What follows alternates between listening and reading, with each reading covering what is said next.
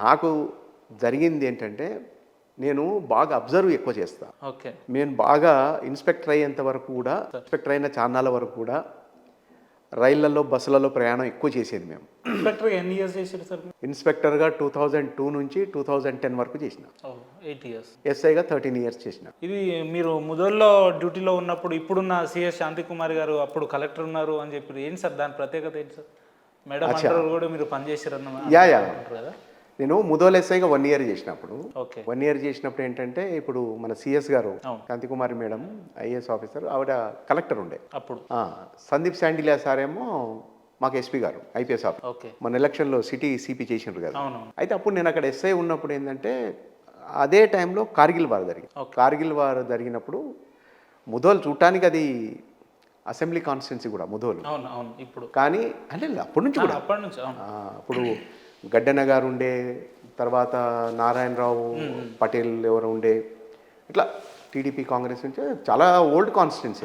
కానీ అవన్నీ కూడా మట్టి గోడలు, పెంకుటిన్లు, చిన్న ఊరది స్టిల్ ఇప్పుడు. అదంతా బాగా వెనుకబడి ఉంటుంది. ఆదిలాబాద్ జిల్లాలో ఉంటుంది కానీ నిజామాబాద్కు దగ్గర.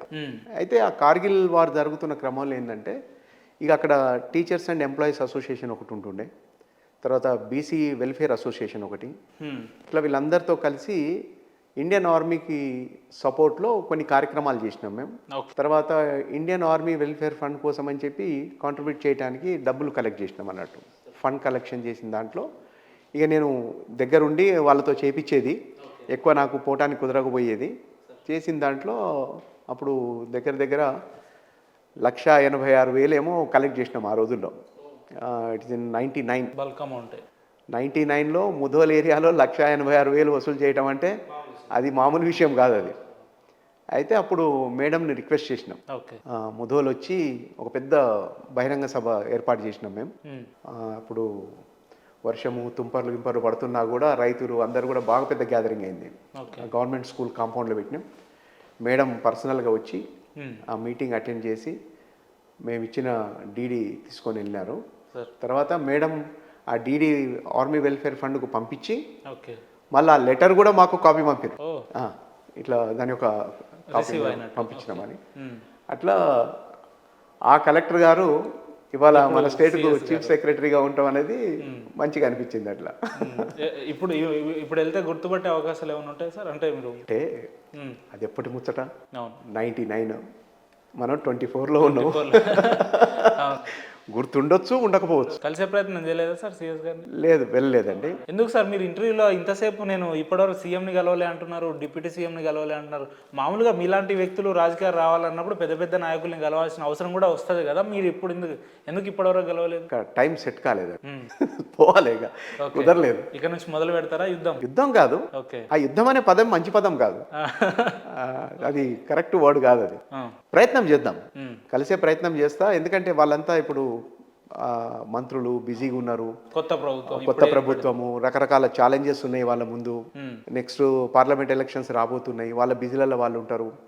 ఒక సందర్భంలో అవకాశం చూసుకొని పోయి కలవాలి, అది టైం కలిసి రావాలి. Right sir. ఇప్పుడు గతంలోనే రాజకీయాల్లో ఉంటూ 2-3 సార్లు పోటీ చేసిన వ్యక్తులు మళ్ళీ పోటీ చేయడంలో అందులో పెద్ద సందిగ్ధం ఏముండదు. కానీ మీలాంటి ఆఫీసర్లు మేము రాజకీయాల్లోకి రావాలి అని కొంత ఇంట్రెస్ట్ చూపించినప్పుడు జనాల్లో జనరల్గా సాధారణంగా వచ్చే రెస్పాన్స్ ఏంటంటే, ఎందుకు వీళ్ళకి రాజకీయము, వాళ్ళ డ్యూటీ ఏదో వాళ్ళు చేసుకోవచ్చు కదా, లేదంటే ఇంట్లో ఉండొచ్చు కదా అనే వాళ్ళకు చివరగా మీరు ఏం చెప్పదలుచుకున్నారు సార్? ఒకవేళ అదే అభిప్రాయం కనుక ఉంటే అది తప్పు.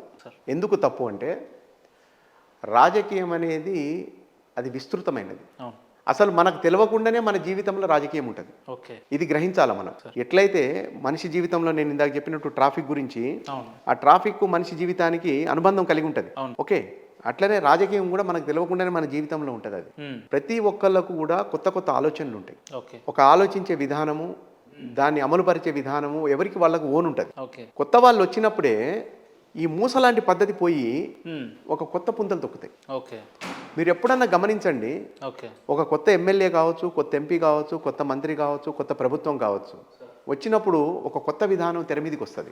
ఆ రోజు వరకు మనం దాని గురించి విని ఉండం, ఆలోచించి కూడా ఉండం మనం, కానీ అది మన ముందుకు వస్తుంది. వచ్చినప్పుడు ఇది బాగుంది అనిపిస్తుంది, అది సక్సెస్ కూడా అవుతుంది. అవునా? మరి కొత్త వాళ్ళు రాకపోతే మరి ఇవన్నీ కొత్త ఎట్లా వస్తాయి, సక్సెస్ ఎట్లా వస్తుంది? సార్ కాబట్టి ఎవరి దాంట్లో వాళ్ళు ఉండాలి, వీళ్ళే రాజకీయం చేయాలి, తప్పది. కొత్త వాళ్ళు రావాలి. సరే వీళ్ళున్న వాళ్ళు ఎవరైతే ఉన్నారో వీళ్ళు కొత్త వాళ్ళు కదా ఒకప్పుడు? ఒకప్పుడు వీళ్ళు కొత్తలే కదా. ఇప్పుడు ఎన్టీఆర్ గారు రాజకీయ పార్టీ పెట్టి వచ్చినప్పుడు మీకు తెర మీదకి వచ్చిన వాళ్ళందరూ ఎవరు? వాళ్ళందరూ కొత్త రాజకీయ నాయకులు, రాజకీయ పరిజ్ఞానం లేని వ్యక్తులు, అసలు రాజకీయానికి సంబంధం లేని వాళ్ళు వాళ్ళంతా కూడా. మరి వాళ్ళందరూ రాజకీయంలోకి రాలేదా? మొత్తం తెలుగుదేశం పార్టీ మొత్తం రాష్ట్రం మొత్తం, మనకి ఇప్పుడు ఉమ్మడి రాష్ట్రం అనే పదం వాడాలేమో, ఆ రోజుల్లో వచ్చిండ్రు కదా. మరి ఉద్యమం నడిచిన తర్వాత కొంతమంది ఎవరైతే మనకు ప్రభుత్వంలో వచ్చిండ్రో మరి వాళ్ళందరూ కొత్త వాళ్ళే కదా. ఇప్పుడు మొన్న అసెంబ్లీలో మాట్లాడేటప్పుడు 50 మంది కొత్త ఎమ్మెల్యేలు వచ్చిందని చెప్పిండు. మరి రాకపోతే రాజకీయం ఎట్లా రాలేదు? జనరేషన్ రావాలండి. కొత్త నీరు ఎప్పుడు రాస్తూనే ఉండాలి. అది సమాజంలో కాదు, ఇంకో దగ్గర కాదు, వ్యవస్థలో అది వస్తూనే ఉండాలి. చైతన్యం వస్తూనే ఉంటుంది, మార్పు వస్తూనే ఉంటుంది.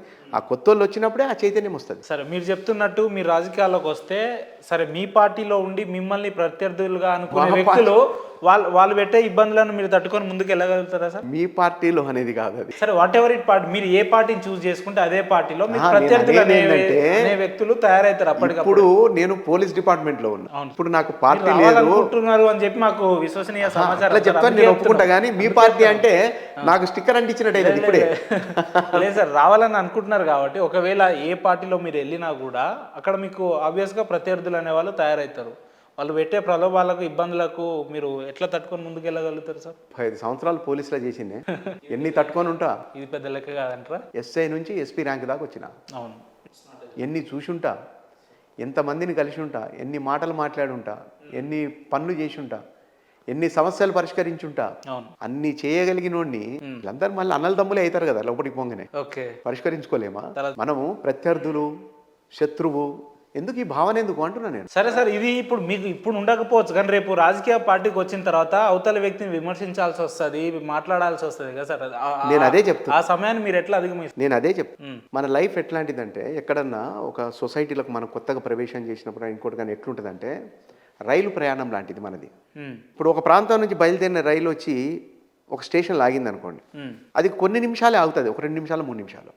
ఈ 2-3 నిమిషాల్లో ఎక్కాల్సిన వాళ్ళు, దిగాల్సిన వాళ్ళు ఆ డోర్ కాడ తోపులాట ఉంటుంది చూసిరా. వీళ్ళెవరు శత్రువులు కాదు.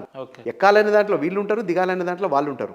తోసుకుంటారు, నెట్టుకుంటారు, మోచేతో గుద్దుకుంటారు, సామాన్లు తోసుకుంటారు, అన్నీ అయితే మళ్ళీ ఎవరి దారి వాళ్ళు వెళ్ళిపోతారు. నెంబర్ 1. నెంబర్ 2, ఎక్కిన తర్వాత సీటు కోసం ఉంటుంది గొడవ. నేను రిజర్వేషన్ బోగిల గురించి మాట్లాడట్లేదు, జనరల్ బోగి గురించి మాట్లాడతాను. ఒకటి ఇట్లా పరుచుకొని కూర్చుంటాడు, ఒకటి సంచి పెట్టుకుంటాడు, ఇంకోటి పెడతాడు, నువ్వు జరగంటాడు, గొడవ అవుతుంది. ఒక 10-15 నిమిషాలు 20 నిమిషాలు ప్రయాణం అయ్యేటప్పటికి నిలబడ్డోని పిలిచి ఇక్కడ కూర్చో బ్రదర్ అని ఒకటి పిలుస్తాడు, అమ్మ ఇక్కడ కూర్చొని ఇంకోళ్ళు పిలుస్తారు, ఒకటి బిస్కెట్ పొట్లను తీసి ఇంకోళ్ళకి ఆఫర్ చేస్తాడు, ఇంకోటి చిన్నపిల్లలు ఉంటే నా సంకలి అమ్మ నువ్వు నిలబడని అంటారు. అంటే ఈ డోర్ కాడ తోపులాట, ఆ సీటు కాడ గుంజుకులాట ఉంటుంది చూసిరా, ఇది కాసేపే ఉంటుంది. మళ్ళీ కలిసి ప్రయాణం చేసేటప్పుడు మళ్ళీ వీళ్ళంతా ఒకటైపోతారు. మళ్ళీ ఇంకో స్టేషన్ కాడ పోయినాక మళ్ళీ ఇదే రప్చర్ ఉంటుంది. మళ్ళీ 10 నిమిషాల తర్వాత మళ్ళీ మామూలు అయిపోతారు. ఇది ఎక్కడైనా గింతే. మనం దీన్ని పెద్దగా చేసి చూసినాం అనుకోండి. రాజకీయాల్లో స్థిరమైన శత్రువులు ఉంటారు అంటారా? నేనేమంటా అంటే, పెద్ద ఆయన చెప్పిండు ఒకసారి, రాజకీయంలో శాస్త్ర శత్రువులు ఉండరు, శాశ్వత మిత్రులు ఉండరు. మనం అసలు ఒకరిని శత్రువు అని ఎందుకు అనుకోవాలి అంటున్నాను నేను. నీకు ఏం హామ్ చేస్తాడని చెప్పి నీ ఆస్తి ఎత్తుకపోతాడా, నీకు వచ్చేది ఏమైనా గుంజుకపోతుండా, నీకు రావాల్సిన ఆపర్చునిటీ ఒకవేళ అతనికి వచ్చింది అనుకుందాం, ఎందుకు తను నీకు శత్రువు కావాలి అని అడుగుతున్నా నేను. సింపుల్. నీకు రావాల్సిన ఆపర్చునిటీ ఇంకొకటి వచ్చింది అనుకుంటే వచ్చింది, మనకి కిస్మత్లో ఉన్నది వచ్చింది అనుకుందాం, లేదు మనకన్నా ఎక్కువ ప్రయత్నం చేసిండి వచ్చింది అనుకుందాం, లేదు మనకన్నా ఎక్కువ అర్హత ఉన్నది వచ్చింది అనుకుందాం, తప్పేంటి అంటున్నా. అందరూ మీలా ఆలోచించారు కదా సార్. అరే ఎవరి ఆలోచన వాళ్ళదబ్బా. నేనెందుకు నాలాగా ఉండమని ఇంకొకళ్ళని అడుగుతా, నీలాగా నువ్వు ఉండు, నాలాగా నేనుంటా, నన్ను నువ్వు గుంజకు, నేను గుంజా. అయితే నాకేంటంటే, నాకు జర సొసైటీలో తిరుగుతున్నప్పుడు అబ్జర్వేషన్ కొంచెం ఎక్కువ, నేను అబ్జర్వ్ చేస్తుంటా. నేను ఇన్స్పెక్టర్ అయిన కొన్నాళ్ళ వరకు కూడా ఫ్యామిలీతోని ఆర్టీసీ బస్సుల్లో, రైళ్లలో ప్రయాణం చేసేటోళ్ళం మేము చిన్నప్పటి నుంచి కూడా. ఆ బస్సుల్లో, రైళ్లలో కూర్చున్నప్పుడు మన చుట్టూ ఉండేటోళ్ళు చాలా రకాల ప్రవర్తనలు, మాటలు ఉంటాయి. అవన్నీ ఆ జర్నీలో అవి వింటూ నేను అబ్జర్వ్ చేస్తూ ఉంటా. వీళ్ళు ఎందుకు ఈ విధంగా మాట్లాడతారు, ఎందుకు ఈ విధంగా వీళ్ళు డిస్కస్ చేస్తున్నారు, దీని వెనక ఏమున్నది, పరిస్థితులు ఏంటి. అట్లనే ఇప్పుడు నేను రోడ్డు మీద కూడా ఎక్కడన్నా సిగ్నల్ కాడ వెహికల్ ఆగింది అనుకోండి, అక్కడ ఉండే మనుషుల్ని నేను చూస్తుంటా. వాళ్ళు బిచ్చగాళ్ళు కావచ్చు, లేకుంటే ఏదైనా అమ్ముకునేటోళ్ళు కావచ్చు, ఎవరైనా కావచ్చు. వాళ్ళ బాడీ లాంగ్వేజ్, వాళ్ళ యాటిట్యూడు, వాళ్ళు ఎందుకు ఈ విధంగా బిహేవ్ చేస్తారు, దాని మీద ఒక 5 నిమిషాలు ఆలోచిస్తాను నేను. అట్లనే మేము ఉద్యోగం చేసేటప్పుడు కూడా మా దగ్గరికి కొంతమంది వచ్చి గట్టి గట్టిగా అరుచుకుంటా తిట్టుకుంటా బాగా చేస్తారు. ఎందుకు ఆ విధంగా చేస్తారని మేము కాసేపు ఆలోచిస్తాం. ఎందుకంటే వాళ్ళకి ఆ ప్రెషరు, లాస్, పెయిన్, ఓకే. ఏదో భయం ఇవన్నీ ఉంటాయి. వాళ్ళు ఏదో పోలీస్ మీద అరవాలని కాదు, అవి తీసుకునే విధానం. అందుకే ఫస్ట్ వాళ్ళని కూర్చోబెట్టి మేము కొంచెం కూల్ అయిన తర్వాత మొత్తం విషయం చెప్పమంటాం. ఓకే. మా పోలీసులో ఒక పద్ధతి ఉన్నది. ఏమంటారంటే మా ఆఫీసర్స్ అందరు కూడా ఫస్ట్ ఎవరన్నా మీ దగ్గరకు వచ్చినప్పుడు వాడు చెప్పింది వినండి. ఓకే. వినండి ఫస్ట్. విన్న తర్వాత ఏం చేయాలో చేదురుగా. అది ఏమవుతుంది దాంతోనే అంటే తను మొత్తం తన మనసులో ఉన్నది, కడుపులో ఉన్నది, బాధ, దుఃఖము, భయం అన్నీ చెప్పుకుండు అనుకోండి, 50% మోర్ దెన్ 50% డౌన్ అయిపోతాడు. టెన్షన్ ఫ్రీ అయిపోతుంది. ఏమనుకుంటాడంటే యా నేను చెప్పేసిన, నేను సార్కు మొత్తం చెప్పినా సార్ విన్నాడు. అవును. నువ్వు వినలే, సరే అటు కూర్చోపో అని అనుకోండి, ఇంకా టెన్షన్ పెరుగుతుంది. నేను చెప్పేది ఏం లేదు.